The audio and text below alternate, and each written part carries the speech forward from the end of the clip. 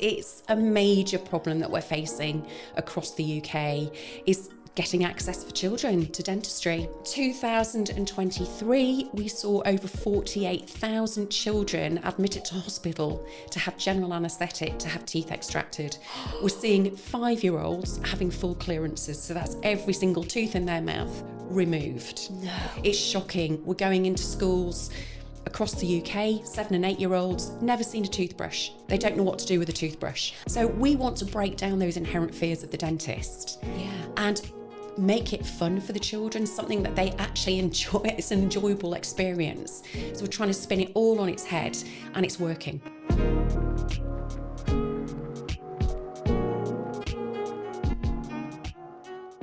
Hello and welcome to Entrepreneur TV. We are sure pleased that you could join us.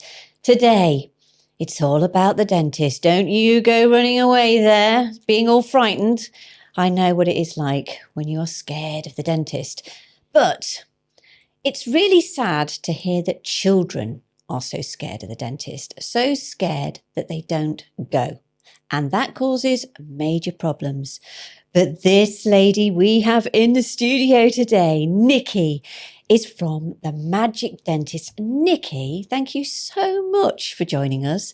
And it's a real problem, isn't it, with children being scared of the dentist? It is, Emily, and thank you firstly for inviting me on. It's a pleasure to be here. But yes, it's a major problem that we're facing across the UK is getting access for children to dentistry. I think when we was just chatting earlier on, we were saying that we remember in our little Gen X days, we're giving our age away here, but that, we used to have like a travelling dentist who used to come to our schools. We used to go get those little blue tablets to check if we'd brushed properly. Yeah, or go home with little blue mouths. Exactly. Got the little sticker from the dentist. Got your sticker. Yes. Where has all that gone? Oh, unfortunately, we are seeing what everybody's calling dental deserts appearing across the UK. And without getting political, NHS dentists are just not able to sustain their businesses under the contracts that they secured back in 2006. And I'm serious. Very few dentists have had an uplift in their pay since then. I mean, is this something that you've always been passionate about? What was your beginnings? Where did you start in life? Not always. I actually qualified as a physiotherapist in my youth, and it's something that people don't know about. But I think my synergy with dentistry started working with Max Fax teams with head and neck oncology patients. So I got a real taste for head and neck pathology then, but coincidentally was introduced to a dentist and got married to him. So that's where it began. That's where it all began, yes. And did you then decide to do anything with dentistry yourself? Or, did you leave that to the husband? He did the dentistry. I did everything else. So it was a steep learning curve for me, not knowing the dental world at all. I knew nothing about business or leadership. It was all physiotherapy for me. And I just had a baby and a toddler in tow. And it was 2005. And my husband turned around to me and said, I want to set up a practice. I'm like, this is crazy. I'm up all night. I'm not getting a wink of sleep. I spend all of my time in a toilet with a toddler. How am I ever going to help you, set a business with you? But we did it. You are like Wonder Woman.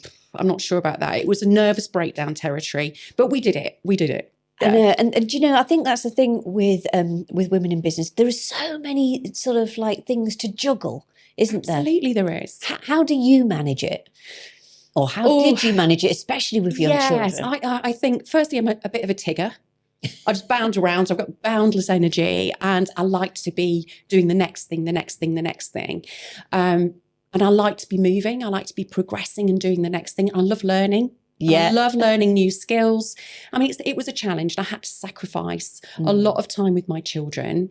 But I do think that set a massive precedent for them. And they're both grown-up girls now. They're in their 20s and both got amazing work ethics. And I think, they follow your lead, don't they, to a degree. And I'm so very proud of them that they've actually achieved so much. I mean, I think as well with your background and what you did, I also think that is very sort of people related. Very close proximity. Absolutely, very close. Very close. And so, I think maybe you probably transferred those skills over to this because you could see some of the fears maybe that people had with that. I mean, when you're getting things cracked and everything else, I mean, it can be a bit of an awful experience. It's intimidating, isn't it? Yeah. It's a really intimidating place to go, a dentist with all that equipment and very sharp instruments and clinicians snapping on the clinical gloves. That's the one thing actually that I see children really fearful of. Yeah. So we've actually, in the Magic Dentist book, we've actually used the clinical gloves as a fun item, and we blow them up and we make them into chickens. So clinical gloves become chickens, and all you need is a felt tip and sticky on eyes, and the children love it and they all go home with a chicken. You see, I think that could have been quite useful just recently with my husband, because he had to have a tooth extracted. And, I think he did behave worse than a scared, petrified child. In fact, the nurse actually grabbed me out of the waiting room and said, "Would you come and hold your husband's hand? He's scared." If only I'd had the chicken. You needed the chicken. Yeah, I did need the chicken. But we've moved on to fully blown magic now. You see, that's what he needed. I should have brought some magic tricks today, shouldn't I? I need this book, Nicky. You do. I'll send you a copy, Emily. But we are absolutely shocked at the level of severe oral health. Yes. In this country. I mean, just give people some stats. 2023, we saw over 48,000 children admitted to hospital to have general anaesthetic, to have teeth extracted. We're seeing 5-year-olds having full clearances. So that's every single tooth in their mouth removed. No. It's shocking. We're going into schools across the UK, 7- and 8-year-olds, never seen a toothbrush. They don't know what to do with a toothbrush. It's unbelievable. I read on your site, actually, because I was looking through your website, and teachers are having to bring in toothpaste and toothbrushes. 80% of primary school teachers have reported that they've either had to hand out a toothbrush, toothpaste, or both. No. Because the children haven't got access to those resources. No, absolutely. It's shocking. I mean, this is shocking because, and although the dentist is a scary experience, going into hospital, having a general and having teeth removed is far worse. It's terrifying. Absolutely terrifying. So we want to break down those inherent fears of the dentist. Yeah. And make it fun for the children, something that they actually enjoy. It's an enjoyable experience. So we're trying to spin it all on its head, and it's working. Normally children will be running for the door in a dental surgery. We can't get rid of them. We're pushing them out now. It's just, it's a really powerful tool, is magic. And the thing is as well, when they've been into hospital and had all them extractions, I mean, you're then asking a child then to go for checkups. Yes. After they've had that experience. That must be really hard work. It is. It's really incredibly hard work. Often they won't come back. Or when they do, you can't get them in the dental chair. You can't actually physically do what you need to do to help them, because there is that barrier. It's just that fear, that inherent fear then, that's integral to them for life. And that's what I mean. It's like a psychological thing, because yes, it is. Then they'll have their second teeth come through. And if they don't look after them, they're on a downward spiral. Absolutely. Absolutely. And I think the big thing that people don't understand, it has a direct impact on your systemic health. So we're seeing children who've got really advanced dental disease with heart problems, because there's a demonstrable link between poor oral health and valve problems in the heart. Is that all the plaque that can build up? Yes, the bacteria, and they get bacterial infections in the heart. So there's a lot of knock-on effects from poor oral health. So we're addressing the links between the mouth and the body. This is the gateway to your body. Yeah. It's just the starting point. So our whole educational piece is around what goes in there and how it affects your body as well. And exercise, how that affects the oral cavity and the benefits of exercise. I mean, the good thing that you've done is obviously you started off with a book. Yes, we did. And I mean, it's beautiful, but it's also beautiful because your lovely daughter did some illustrations. Oh, she illustrated the whole thing. Wow. And we've actually brought the book to life into an animation, well, animations. Yes. Lots of visuals. I mean, our teaching pack has the animations. We've actually made the book into a 20-minute real-time movie of the little boy in the book visiting the magic dentist in real life.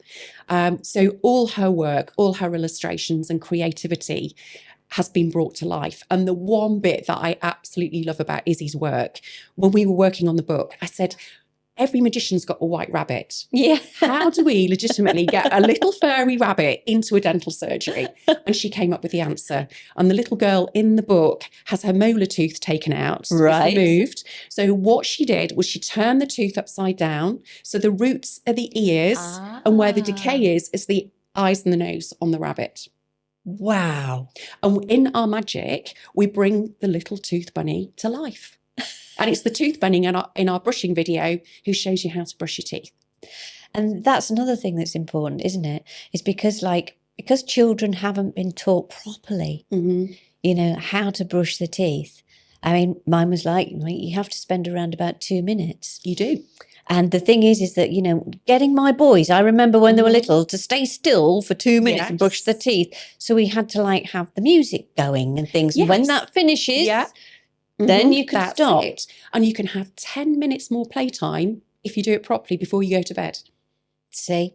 You just a little incentive. You have to have the incentives, don't you, Nicky? And yeah, we do. And what we've done at the Magic Dentist is create stickers, and children get a sticker when they leave the dentist. So we've created stickers with value because they've got a QR code on. They can go home, stick the sticker to the bathroom mirror, swipe it with a phone, and it takes them straight to the brushing animation. And that's really good because then they're able to concentrate on that while they're doing the little thing. Yes, and they can do the little dance and, follow the little tooth bunny. But we've really thinking outside the box because it's brilliant for little ones up to about age 9, but then you get to your key stage 2 children. Yeah. That isn't cool. Dancing around to a tooth bunny is not cool. So what we've done, the book is an 8-minute read, so we've condensed it into 2 minutes. Yep. And we are creating the Magic Dentist rap. And we're creating a music video. Wow. Are you doing the rap? Not personally. Are you sure? I could try. It would be pretty rubbish, I think. No, we are talking to some really high-profile dentists. Somebody, I won't name him. No. Because we've not got his commitment yet, but he's a famous dentist. I think I might know who that is. Yes. So we're talking to him at the moment to get him to star in. Famous. A bit TikTok famous. Yeah, I know which one. But we've also got another group of dentists who formed a rap group. So we've got them at our fingertips, and we're talking to a troupe of children who were runners-up on Britain's Got Talent to star in it as well.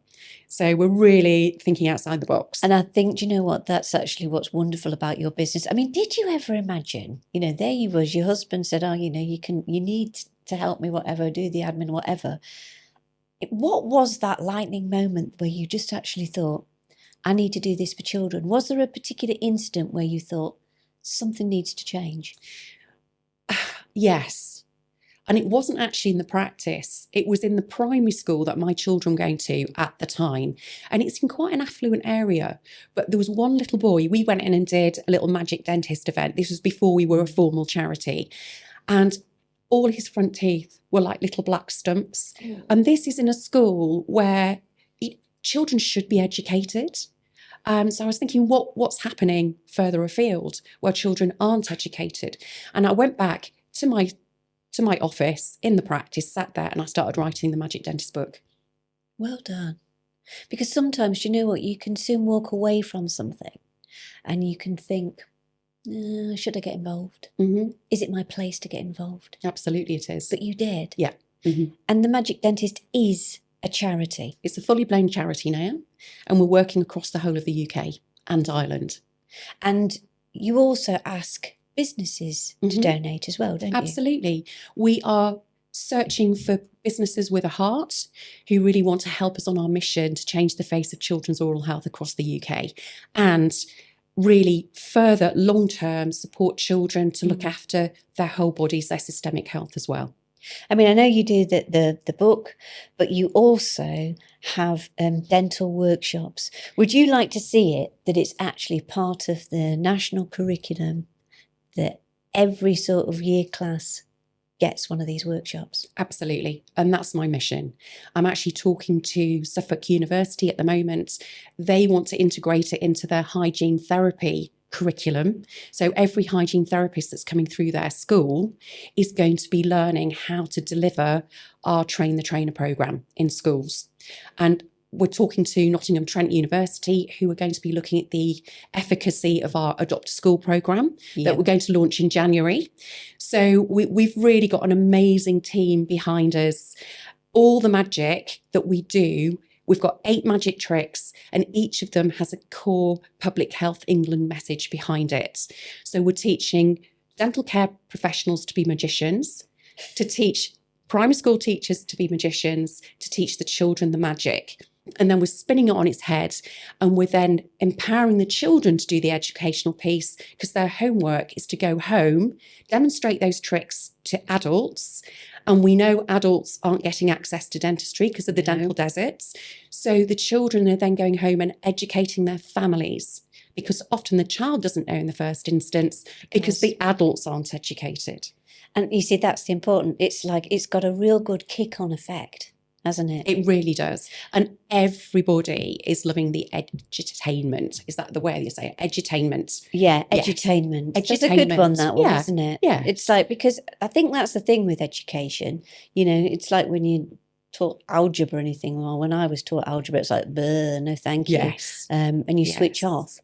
And I think when you put that fun element into having to do something more serious, that's the magic trick. Oh, That sorry. is the magic. That's the magical part. And, you know, as I say, we were really thinking outside the box, because within the teaching pack, we talk about diet, we talk about exercise. So I've now partnered with 13 internationally acclaimed chefs, and we're writing a cookery book. I saw Because there's no better way for children Yes. to learn about diet than to cook.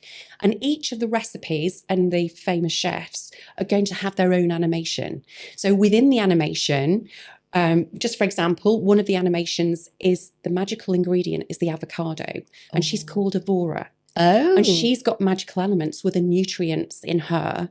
So we list all the nutrients, and in the animation we do a body scan, so children can visibly see where those nutrients are actually benefiting their body. So if you've got a little person thinking, I want to be an elite footballer, then they'll say, I'm going to eat loads of avocados because it's going to make my muscles stronger, it's going to help my heart, you know, it's really going to help me be that elite athlete that I'm aspiring to be. Now, the interesting thing is that obviously you're saying that you're trying to teach dentists to be magicians. Yes, we are. You know, and to any sort of dentist looking at this now, you know, and they think, do you know what? How hard is it? How hard is it to learn these tricks?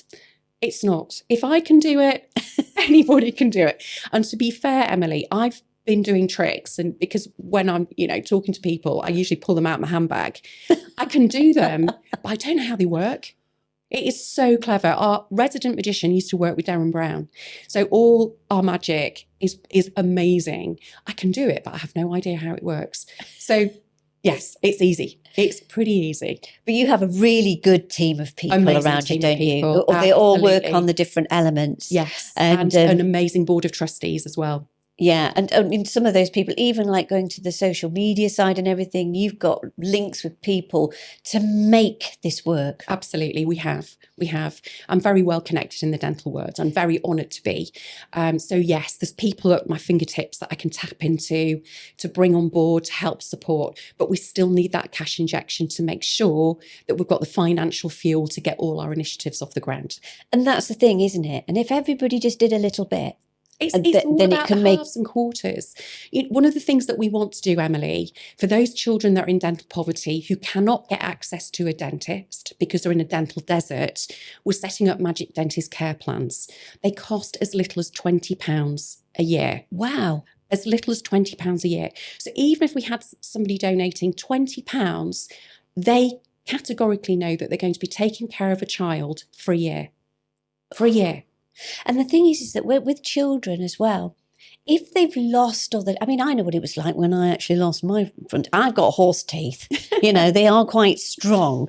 Although my dentist told me not to say that. He says they're good, they're strong. But the thing is that if you do lose teeth, it's your self-confidence gone. And so that little boy who lost all his teeth, I mean, what must that have done to his confidence? I mean, it's not just confidence either, Emily. It's mental health issues. Yeah. Because, dare I say it, when you've got dental decay, you smell. You can smell somebody who's got dental decay. So children are bullied, they're excluded. It has a knock-on effect to their mental health. If they're in pain, they're absent from school, so it's having an impact on their education. I mean, the bigger picture is really quite serious. So that is why we're on a mission to turn it all around. I mean, you're doing a fantastic job. Thank you. And, you know, just even as a woman in business and in charity, I mean, well done you. Thank you. For stepping out of that box and doing what you do. But it isn't easy being a woman. It isn't. And, you know, do you find sometimes it's a bit hard to be taken seriously? I do. And I think the biggest thing for me is because I'm non-dental. Essentially, I'm non-dental. Stepping into the dental space was a massive challenge because people didn't take me seriously. I would have dentists saying, what do you know about dentistry? But I'm not clinical.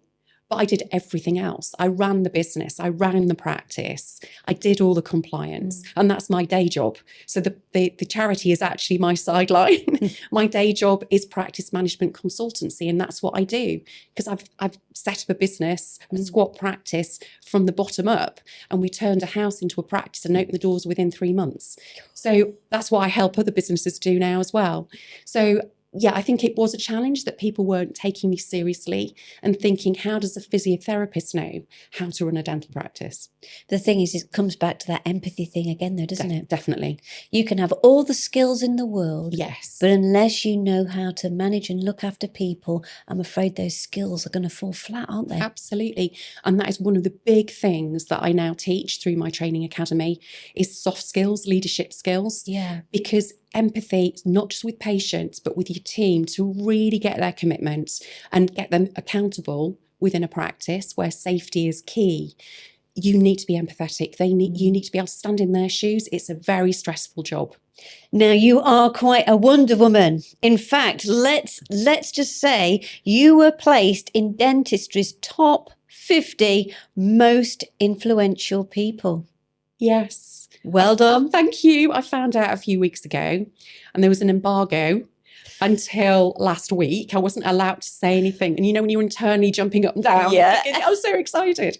But yes, I mean, I attended what they called the top 50 soiree in London last week. And I felt literally starstruck walking into the room with all the people that were in there. I mean, it's like the chair of the British Dental Association, people who head up universities, and there's little old me from the Magic Dentist charity in the same room as them.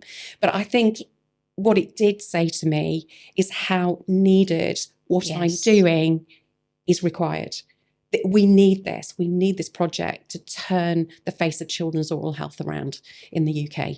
I mean, do you think as well then that what you're doing, I know that you go into children and the children can actually educate the adults, the parents, but do you think that then there's probably going to be a need eventually for Magic Dentists to actually go to even more adults to help educate them? Well, Emily, we are talking about having Magic Dentist surgeries in dental practices across the UK. Well done. Needed. So we're going to have a magical zone or a magical surgery in that practice. So anybody who needs that magic to help break down those fear factors can actually engage, and it doesn't have to be a child.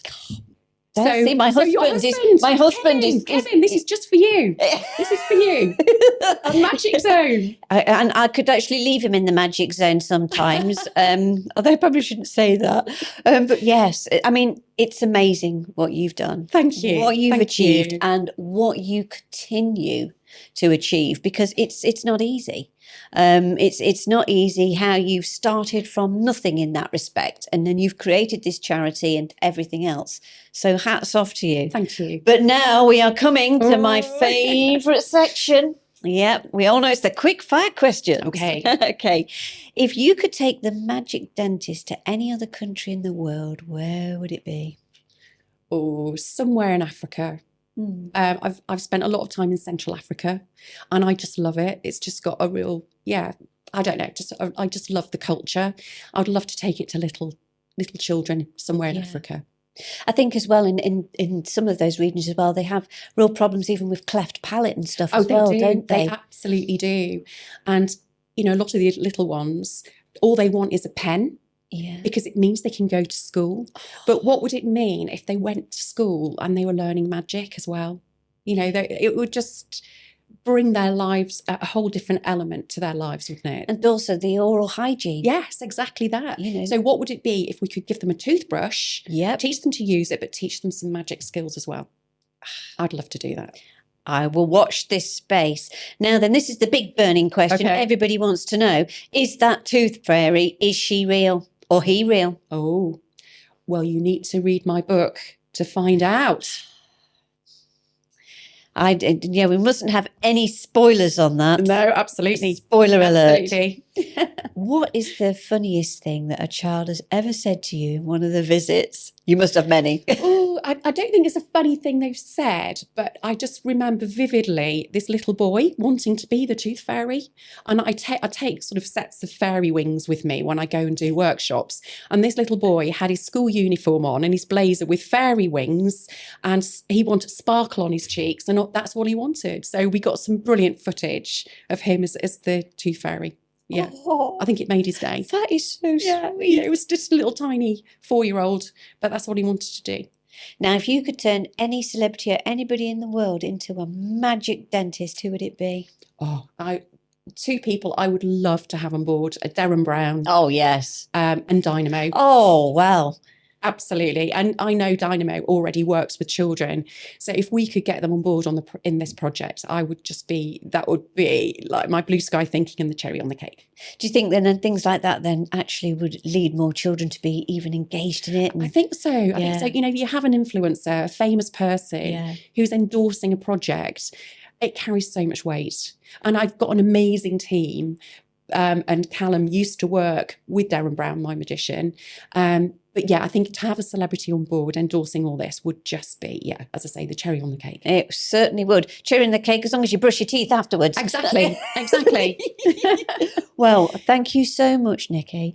You have been an absolute delight. And I think what you've done is totally wonderful. Thank you. To help break down those barriers and give children actually a good start. A good chance of being able to have great oral hygiene and also protect and look after their own health in the future. Absolutely. And every child should have the right to have access to that critical care that they need. Absolutely. Now then, folks, this is where you come in. Would you like to donate to this amazing charity? And you can do it by a number of ways. What we're going to do is we're going to put the link in the bio so you don't have to try and write anything on the screen or anything. You can just get all the information there. Whether you're a business, whether you're even just an individual, you can make a massive difference. It really is an important project. You know, we don't just leave these things to Nicky and others. They've started this, but we can be a part of it. So please go to the website, go find all the details and find out how you can make the difference. And if you want to be on a podcast, if you're brave enough to sit in the chair, it's not that bad, is it, Nicky? It's not that bad. You're not that scary. No, not scary. Please get in touch as well. We would love to hear from you. Nicky, thank you so much. No, thank you. And it's been great. I've loved it. I feel there could be a follow-up because I think this is just going to be the start. Watch this space. That's all I can say. Thank you so much. No, thank you.